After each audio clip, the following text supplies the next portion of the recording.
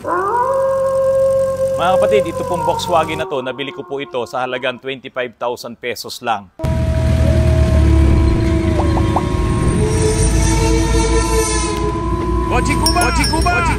Narito na yung binili kong Volkswagen kagabi kay Sir Tony Perez. Diyan po sa Greenland Subdivision. Pinalitan ko na to ng bagong contact point. Nalinis na rin itong distributor cap. Okay naman yung mga high tension wire. So ito po ay pagaganahin ko ngayon. Titignan ko kung yung bang binili ko na Volkswagen na to ay may pakinabang pa para sa akin. Baka ako ba'y nagkamali sa pagbili. Kasi nabighani ako doon sa isang Volkswagen na ipinakita ko sa inyo noong nakaraang araw.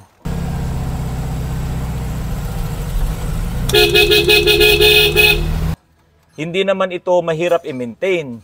Tapos, ang mga pyesa po kasi ng mga Volkswagen, itong mga unit na to, ay available pa rin naman po sa mga tindahan. Alam po. Ayun. Tunog na. Okay. Tapos ito po, kulang ng oil. Matagal po itong na-stock. Itong Volkswagen na to, na-stock to ng almost 5 years. Hindi po umaandar. 2020, yung last na pinaandar daw ito, kaso nagkaroon na ng pandemic. So hindi na ito napaandar ni Sir Tony. So ngayon, pandagdag lang, para lang mapaikot natin yung langis sa makina nito. Kung aandar kagad to, sa kabila nung nilinis na natin distributor, itong karburador naman ay simpleng-simple yung design. Titignan natin kung mapapaandar natin. Sa mga di-gasolinang sasakyan, kailangan mo ng kuryente. Ito yung kuryente. Kailangan mo ng gasolina. Ito po, manggagaling doon sa tangke yung gasolina. Kapag wala yung dalawa na yon, kapag hindi present, hindi po talaga ito aandar. Ayan. Pero ngayon, bago natin i-start, lagyan ko muna ng oil. Ito, dito nilalagyan ng oil. Oh. Ayan. Lagyan natin ng oil kasi kulang po tayo. Ayan. Ang inilagay ko pong oil ay Leader Repsol. Ayan. Ito yung pambanlaw lang natin, mga kapatid. Bago natin i-start to, 5W30 na oil, inilagay ko, mababang viscosity kasi lumang-luma na rin yung oil na nakakarga dito. So, pampalabnaw lang po yung inilagay natin. At least yung oil na inilagay ko, magandang klase. European oil din. Oh, kulang pa. Yan pa natin. 1 litro na. 1.6 liter po yung makina nito. Malaki rin, 1600. No? Mabilis to. Talagang pwedeng ilaban ng karera to, mga kapatid. Okay, testing. O, halos umabot na tayo dito. Ayan, o. So, inilagay nating langis, Repsol, 5W30 liter. Ang Repsol, kahit sa gasoline, kahit sa diesel, pwede. Balik na natin. Simple-simple, oh. Hindi ito katulad ng isang Volkswagen na ipinakita ko sa inyo na all stock. Ito po, nasira na tong alternator niya. Ito yung alternator. So, nag-convert na sila. Naglagay na po sila ng alternator dito. At narito ngayon yung kanyang voltage regulator. So, ako po, ang gagawin ko dito, ibabalik ko lahat ito naman sa stock. Bibili ako ng ganitong alternator, pero hindi ko muna siya tatanggalin ng lubusan kasi pag ako po ay nag-convert ng electric aircon, kakailanganin ko to. Ito ngayon na magsusupply doon sa isang battery para sa electric aircon at ito namang original, yung stock na alternator, ang magsusupply dito mismo sa kuryente nitong makina. Mga kapatid, oh, ganito ang gagawin natin. Oh. Pakita mo, Glenn. Ayan, ganyan ang gagawin po natin. Oo, pero ilalagay ko doon sa halip na 53, dapat 57. 57 years old na ako eh. Ayan, si Boss Russell, oh, yun, may ginagawa doon. Oh. Ayan. Sige nga ka, Richard, start mo nga. Ayan.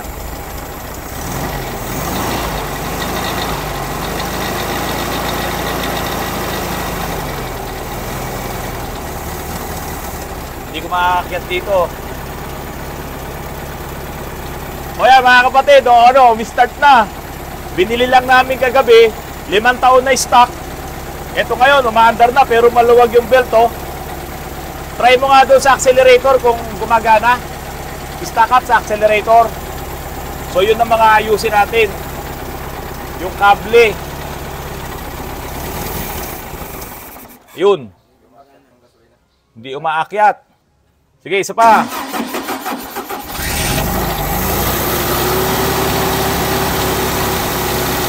Naikot natin.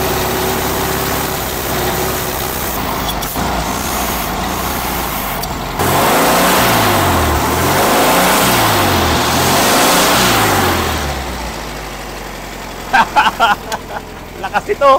Medyo may mga tinga-tinga pa. Nakita nyo, napaka-powerful, napaka-responsive, no? So, konting trabaho pa sa makina nito. Mga kapatid, itong Volkswagen na to ay nabili ko lang sa halagang 25,000 pesos. Ngayon, napaandar ko na, gumagana na siya. At siguro, gagastusan ko to ng another 100,000 pesos kasama pintura, kasama yung ilang mga accessories. Magandang-maganda na itong Volkswagen na ito. Ngayon, dagdagan mo pa ng additional na 25,000 pesos para naman doon sa kanyang electric aircon, car aircon. May mga nabibili na po na setup niyan, isasalpak na lang, hindi naman siya ganun kahirap gawin. Iikot ko lang kayo dito sa Volkswagen na ito, no? Ito, basag na yung kanyang taillight, pero naka-order na po tayo niyan. Tapos ito po ay naka-4 stud na. Ito po kasi ay 1600 na model. Yung nakaraang ipinakita ko po sa inyo ay naka 5 stud po yon. Kaya yung kanyang PCD, layo-layo. So iba yung unit na yon, ibang model yon.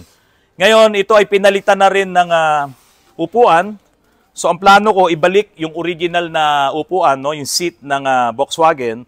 Tapos yung manibela nito ay napalitan na rin ng manibela. So ang plano ko po ay ibalik din yung original na manibela ng Volkswagen kasi may nabibili naman. Marami pong nagbebenta, no? So, ito po, maganda pa yung dashboard niya. So, wala tayong problema dito.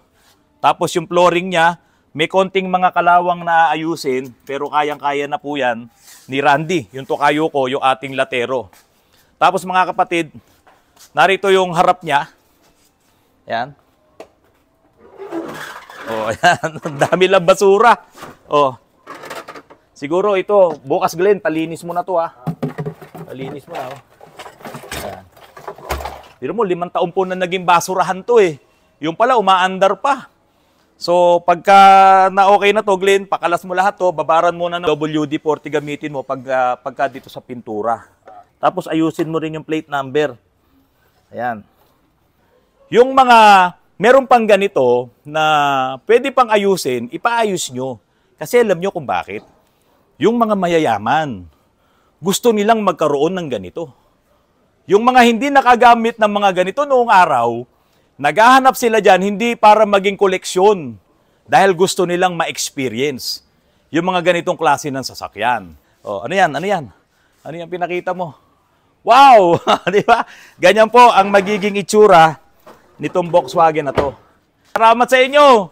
Sa mga paninda nyo! Salamat sa inyo, ha! Yung mga paninda nila, ito, hindi po, galing po ito kay Sir Ariel Sonorio, diyan po sa Blooming Treat. Ito pong transmission na to, ay para po doon sa owner type jeep na 500,000. Sabi po ng may-ari nito, ito daw po ay walang arangkada. Titignan po natin kung talagang walang arangkada to.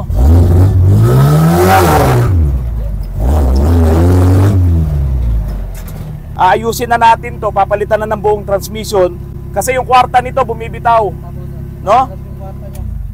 Yung kwarta nung transmission bumibitaw, ni-road test na to nila RJ. So ibig sabihin, yung synchronizer may problema, bumibitaw siya. Kaya talagang dapat palitan ito ng transmission. So, tignan nyo, ang ganda, oh. Hindi siya gulay, oh. Oh, ito po ay 5-speed. Oh, ayun, may kinta.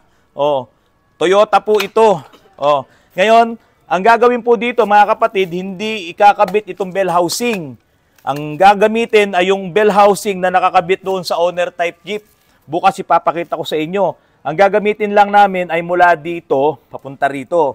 Itong bell housing, hindi na po kasama. Ayan, ito sa inyo itong bell housing. Oh. Yan na po kasi nakahiwalay naman po ito eh. Oh. Yung nakakabit po doon sa makina ng owner type jeep na 500,000 ay malaki po ang bell housing noon. Pero pinuputo lang dito yon, inaalis ito. Ngayon, ito na ang magiging transmission po niya. Ayan, sariwang-sariwa po. At ito po ay galing kay Sir Ariel Sonorio dyan sa Blooming Treat. Ngayon, ito naman pong dalawang differential na pinadala sa akin. Ito po ay LSD. Ayan. LSD po ito. para sa mga Mitsubishi Adventure o kaya sa mga Pajero. To dalawa to. 4.8 ratio po yan. Clutch type na mga limited slip differential.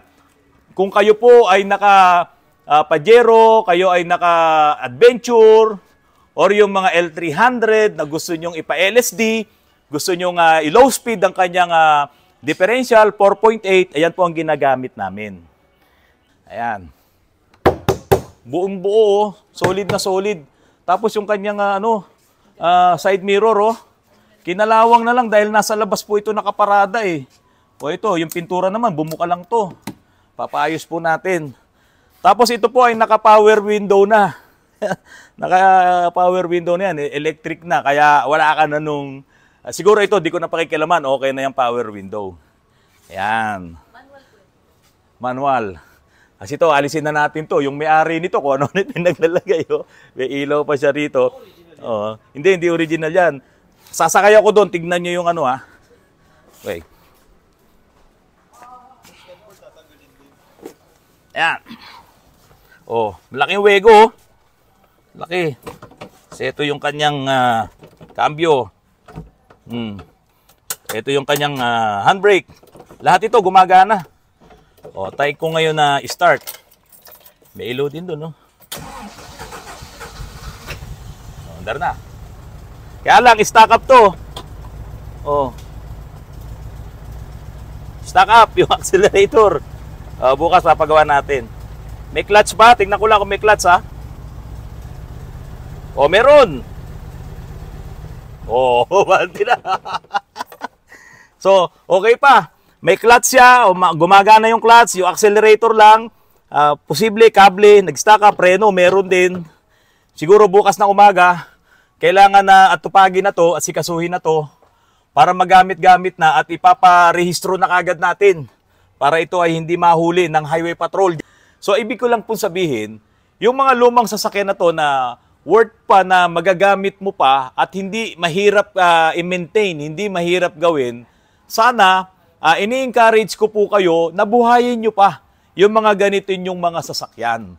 Kasi po, marami namang mga mekaniko ngayon, konting turo lang, konting YouTube lang para sa mga ganitong sasakyan, sigurado kayang-kaya nila yan.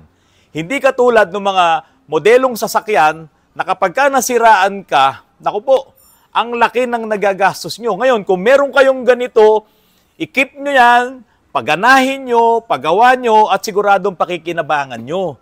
Kaya nga po yung ibang mga customer ko kapag kasama nila yung mga asawa nila na pumupunta dito sa shop, tuwing aakyat daw po ng kanilang sasakyan, tuwing papasok ng kanilang sasakyan, tinitignan po kung may check engine yung kanilang mga gauge. Kasi every time daw na nagche-check engine, ang laki nga po ng ginagastos nila. Kasi nga po, yung mga sasakyan ngayon, aminin nyo man o hindi, isama nyo na ako, madali po talagang masira. Konting error lang, konting problema lang doon sa sasakyan, magche-check engine, wala ka namang ibang pupuntahan kundi shop, talyer, o kaya kasa. Bawat pagpunta mo doon, gastos, gastos, gastos. Okay lang sana kung makakarating kayo dito sa amin. Dahil on the spot, ipapakita namin sa inyo kung ano yung mga check engine light na lumalabas na yon. Kung kailangan linis lang, di linis lang. Wala ka ng ibang magiging problema, walang ibang pagkakagastusan. Tamang labor, tamang cost, pati yung mga pyesa na mabibili nyo. Ngayon, tulad nga nung owner na yon na worth 500,000 pesos, no? Yun. Pakita mo. Ayan, sandali lang, ayan. Sandali mo lang ipakita, ayan. Ito ngayon, magpapalit ako ng transmission. I-compare nyo ngayon, yung owner na yon dito sa Volkswagen na to, 25,000 pesos, kung umabot man ng 150,000 pesos, ang gastos ko sa Volkswagen na to, sulit yan. Kasi ito, simpleng-simple lang yung kanyang design. Makina, suspension, kaha, andar ka na. Diba? Ganun lang siya kasimple. Walang mga electronics na mahal na mahirap bilhin. Kasi ito, contact point lang, okay na. May baong ka lang screwdriver at contact point at liha, kahit sa panig ng mundo, makakarating ka. Basta, kondisyon lang ang makina. So, okay pa to mga kapatid. Konting linis lang. Ang wiper. Magkano yung wiper. Doon sa labas makunan, ang cute, Di ba? Oh, ang ilaw. Oh, gumagana mga ilaw, oh. Tingnan nyo, mga kapatid, oh. Signal. Oh, signal, wala. Ilaw, gumagana. Tingnan mo, oh. Ito yung pag ginanon mo, may lalabas na genie. May lalabas na genie dyan.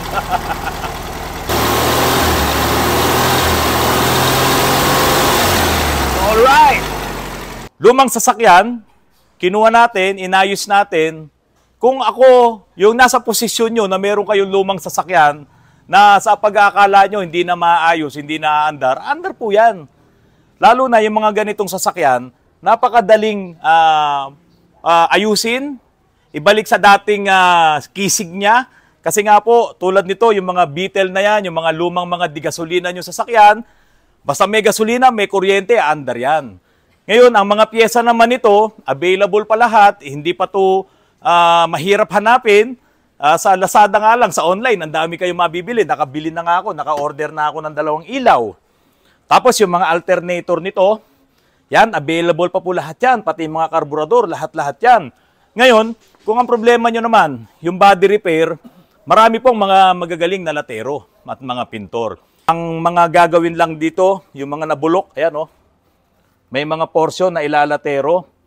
Pero ang kagandahan po dito sa mga ganitong sasakyan, makapal kasi ang body nito. No? Kung meron man mga kalawang kayong nakikita dito, yun ay kayang-kayang ayusin ng mga latero. At siyempre, kung magaling ang pintor nyo, ay okay na yan, laban na yan. So ito pong Volkswagen na to na nabili ko kay Sir Tony Perez, palagay ko po dito jackpot ako. Kasi murang-mura ko po ito nabili. Mga kapatid, ang Autorans po, kahit luma ang sasakyan mo, kahit bago ang sasakyan mo, kayang-kaya po natin gawin yan. Marami tayong mga kasama dito sa shop.